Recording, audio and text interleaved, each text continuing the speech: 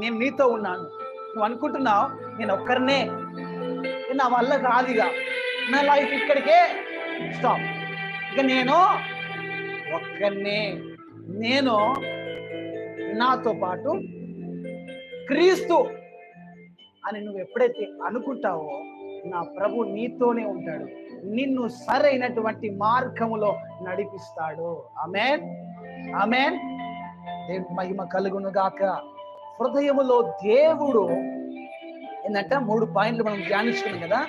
దేవుని ప్రేమ మన హృదయంలో కుమ్మరించబడింది. క్రీస్తు సమాధానము హృదయములలో ఏలుతున్నది, 2వ పాయింట్. 3వ పాయింట్ ఏమో క్రీస్తు హృదయంలో నివసిస్తున్నాడు. హల్లెలూయా, హల్లెలూయా. దేవునికి మహిమ కలుగును గాక. అంటే మనలో దేవుడు నివసిస్తున్నాడు.